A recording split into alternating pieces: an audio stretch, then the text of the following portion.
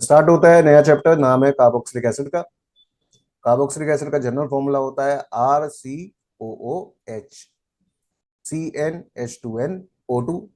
इसमें N की value को आप 1 पुट कर दोगे तो पहला एसिड आ जाएगा आपके पास SCOOH। N की वैल्यू 2 पुट कर दोगे तो अगला एसिड हो गया CH3COOH।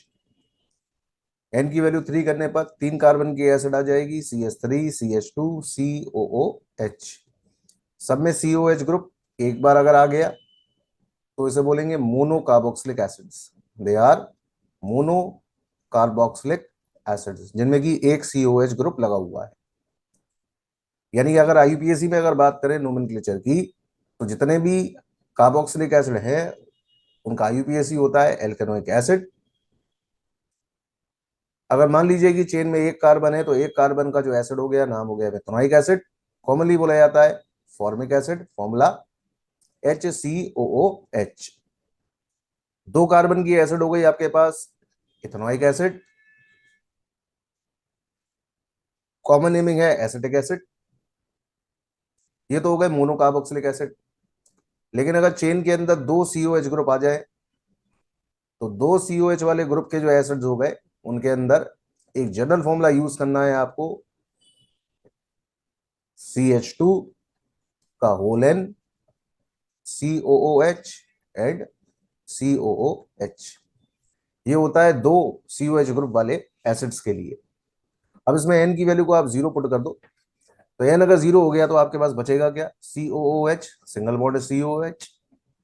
इसे नाम दिया जाता है ethane 1,2 dioic acid. Ethane 1,2 dioic acid commonly बोला जाता है ऑक्जेलिक एसिड। ये हो गई दो कार्बन की डाइकार्बोक्सिलिक एसिड।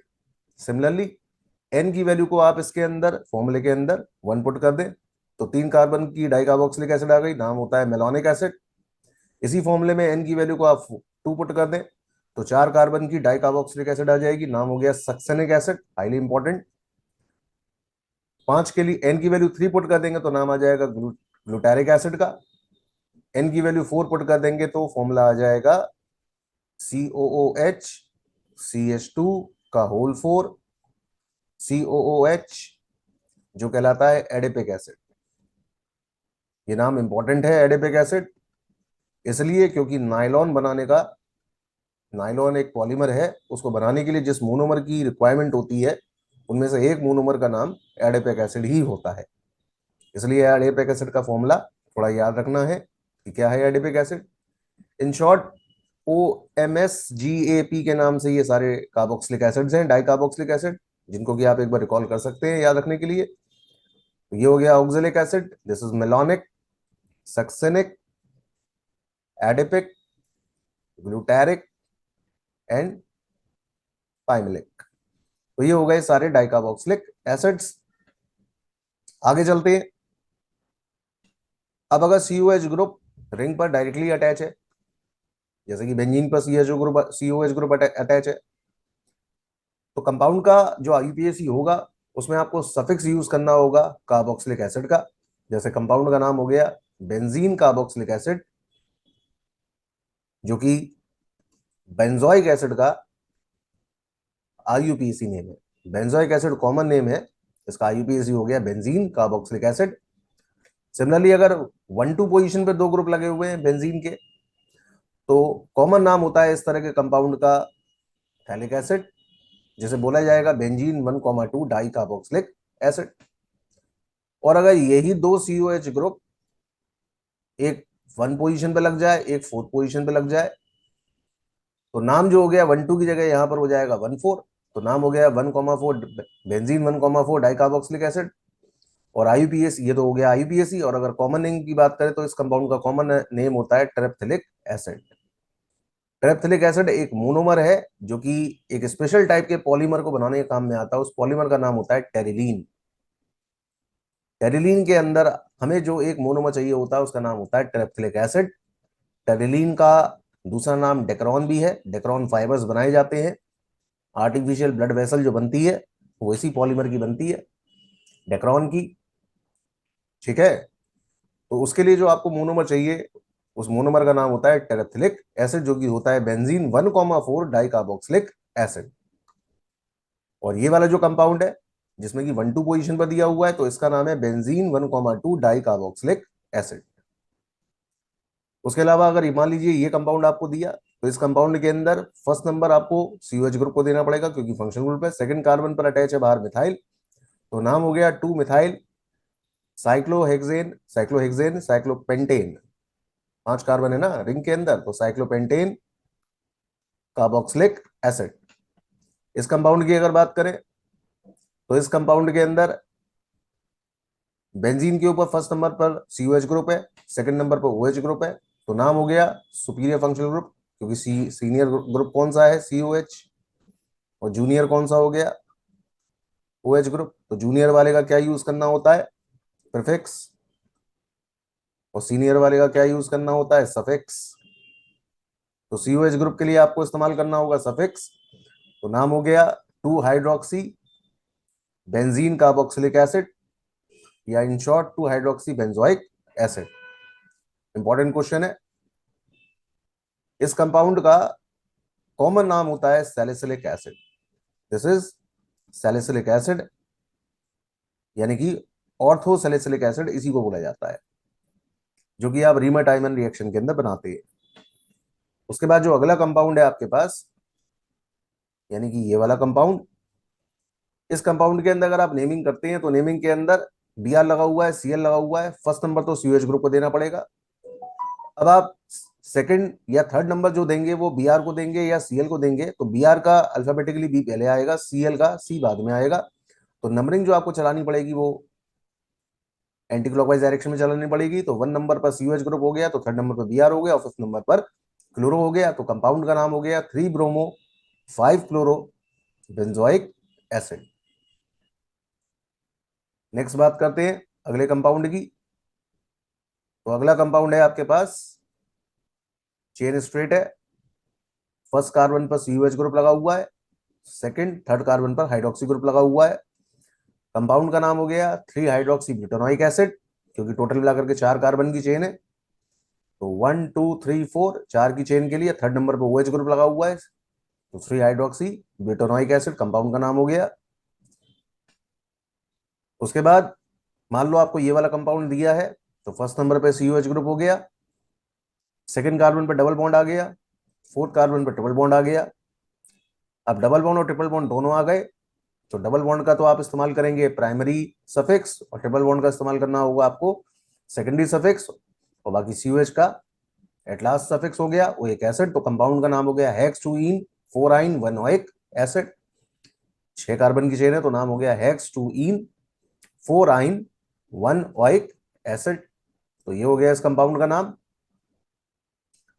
नेक्स्ट बात करते हैं मेथड ऑफ प्रिपरेशन की, बनाने का तरीका क्या है।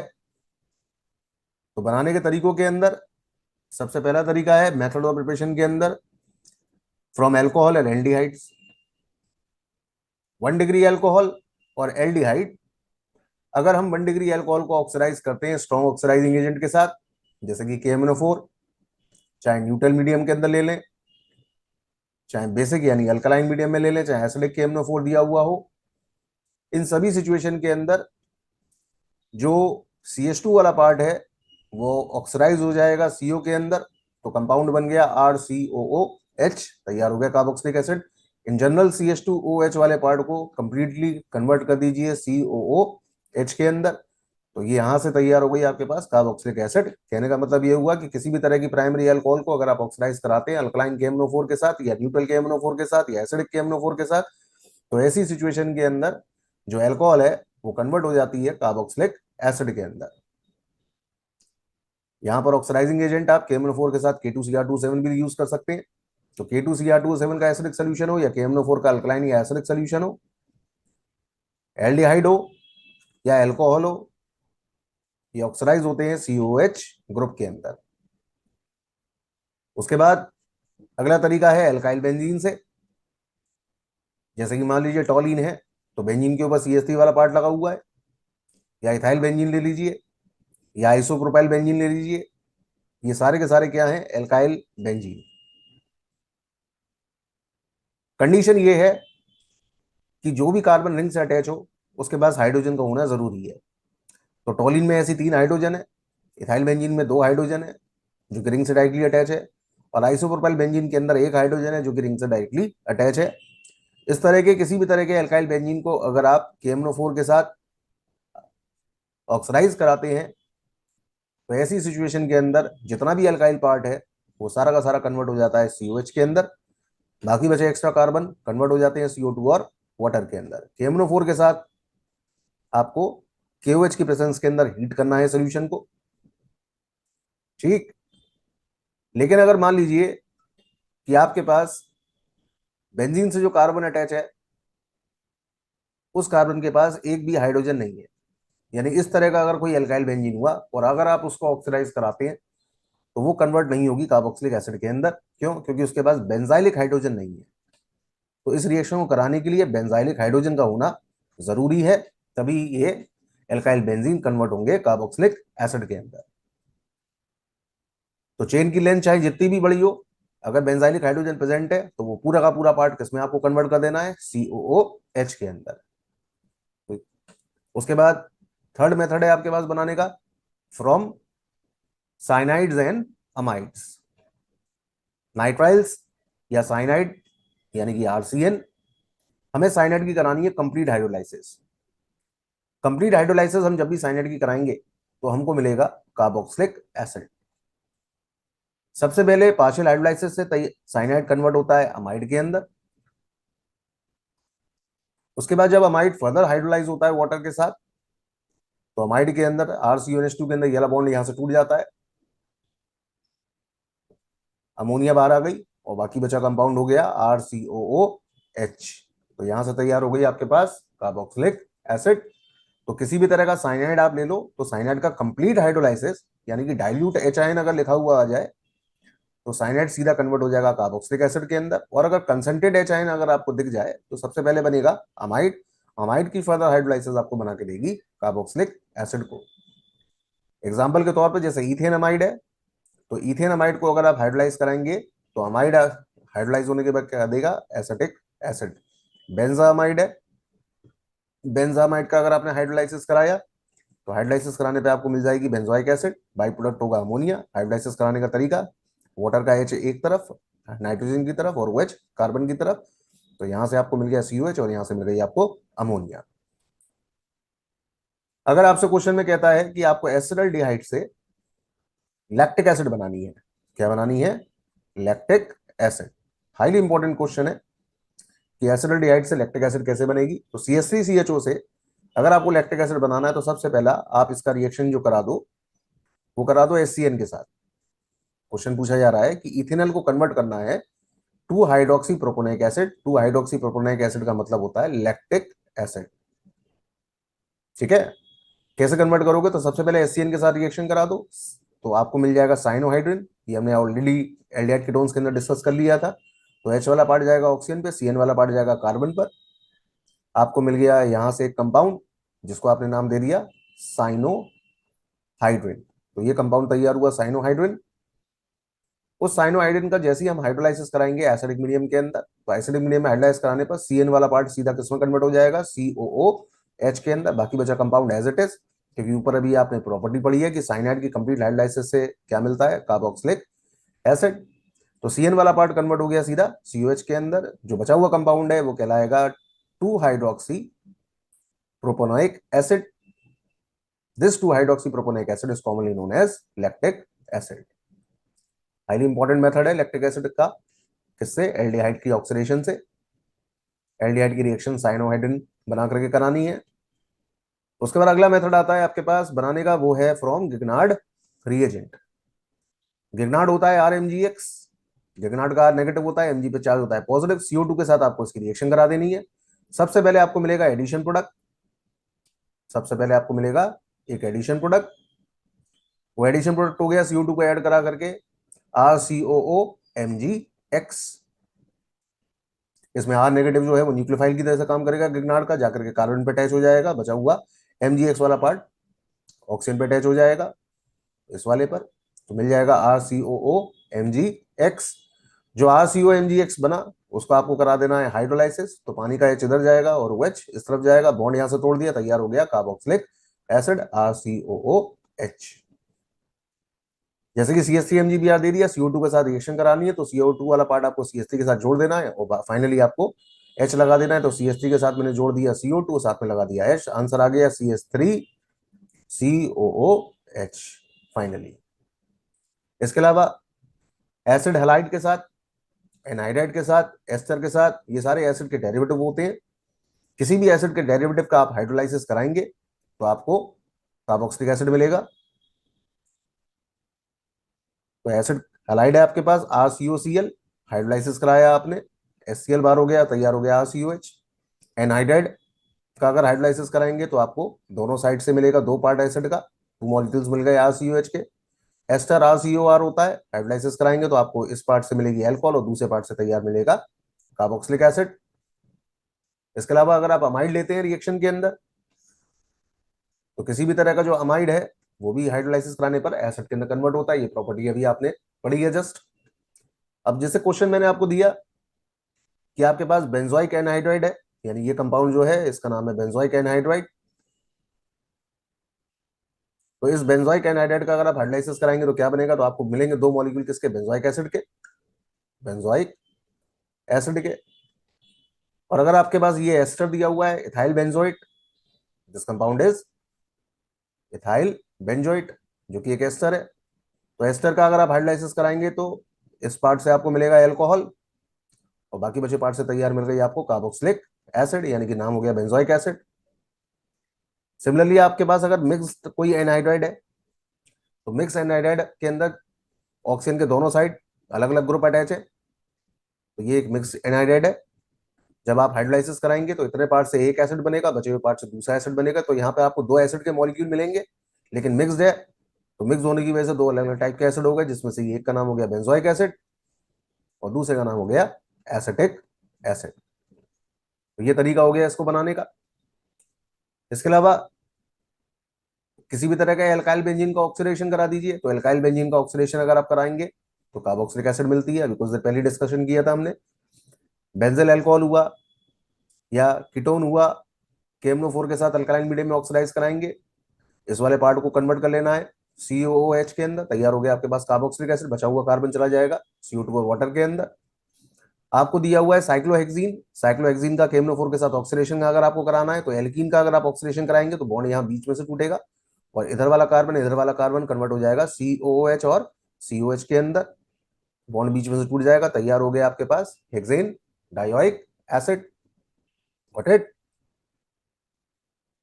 कन्वर्जन के अंदर बात करें तो एक क्वेश्चन पूछा जाता है कि कन्वर्ट करना है आपको बेंजिल अल्कोहल को, कन्वर्ट करना है बेंजीन अल्कोहल को फिनाइल इथेन नोइक एसिड के अंदर। तो फिनाइल इथेनोइक एसिड बनाना है आपको बेंजिल अल्कोहल से, कैसे बनाएंगे, तो ये जो बेंजिल अल्कोहल आपको दिया हुआ है सबसे पहला काम करिए इस पर HBr की रिएक्शन करा दीजिए। तो H वाला पार्ट OH के साथ कंबाइन होकर वाटर निकाल लेगा, Br यहाँ लग गया। अब एक बार जब Br लग जाएगा तो उसकी रिएक्शन आप KCN के साथ करा दीजिए। KCN के साथ अगर रिएक्शन कराएंगे तो यहाँ से KBr बाहर आ जाएगा, CN वाला ग्रुप लग गया। और ये प्रॉपर्टी हमको पता है कि साइनाइड का अगर हम कंप्लीट हाइड्रोलाइसिस करा दें तो CN वाला पार्ट किसमें कन्वर्ट हो जाता है, COOH के अंदर। तो तैयार हो गया जो हमको बनाना था, जिसका नाम है फिनाइल इथेनोइक एसिड। अगला क्वेश्चन है आपके पास 3 नाइट्रोब्रोमोबेंजीन को कन्वर्ट करना है 3 नाइट्रोबेंजोइक एसिड के अंदर, कैसे कन्वर्ट करेंगे, तो कन्वर्ट करने का तरीका देखो।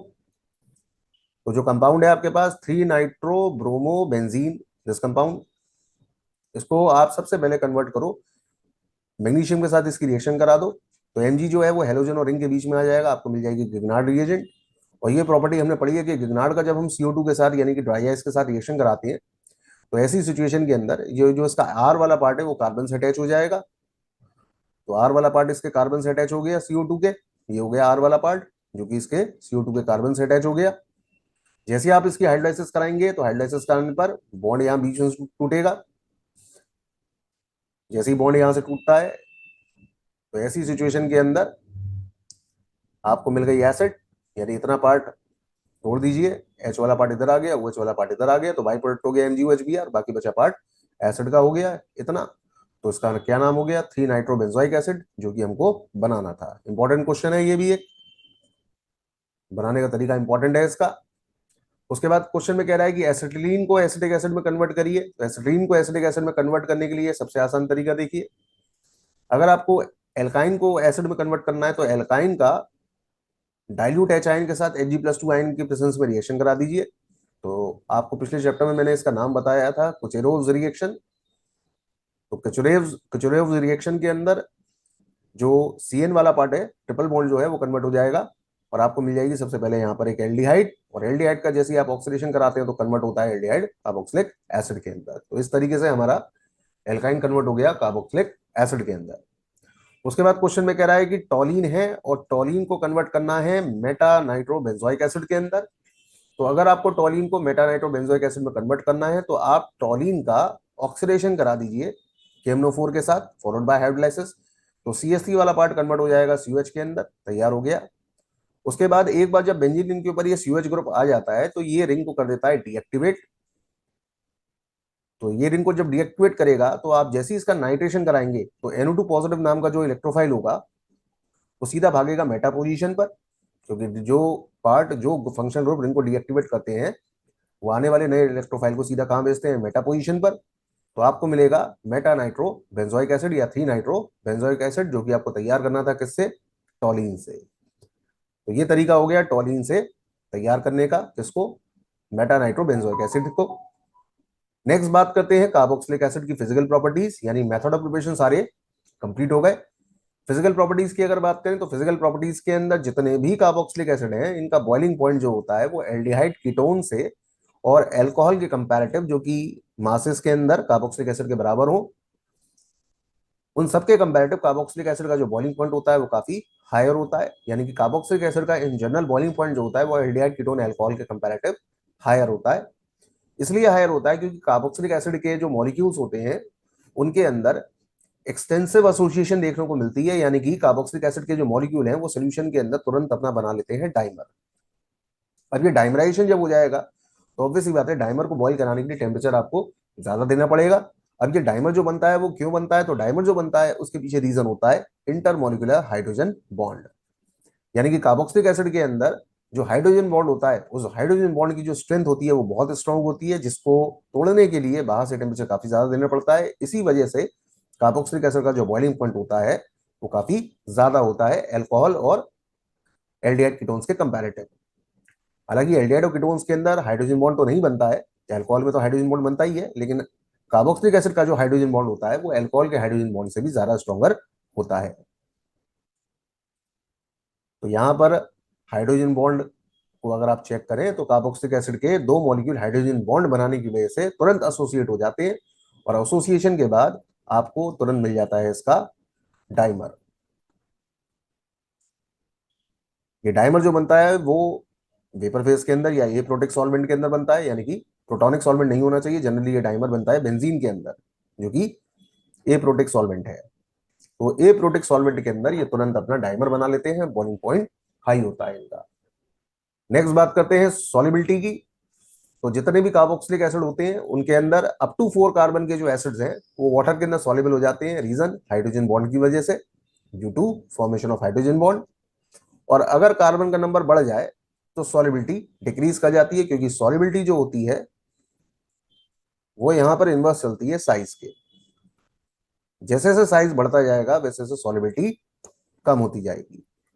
तो आपके पास 4 कार्बन का ये एसिड है और 8 कार्बन की ये एसिड है, तो ऑब्वियसली बात है 8 कार्बन का साइज ज्यादा है तो सॉलिबिलिटी कम होगी। तो इस कंपाउंड की सॉलिबिलिटी इस कंपाउंड से ज्यादा होगी, यानी कि इन जनरल साइज बढ़ने से सॉलिबिलिटी की वैल्यू डिक्रीज करती है। तो यहां पर हमारा खत्म हुआ सारी फिजिकल प्रॉपर्टीज। नेक्स्ट बात करेंगे अगले लेक्चर के अंदर कार्बोक्सिलिक एसिड का एसिडिक नेचर।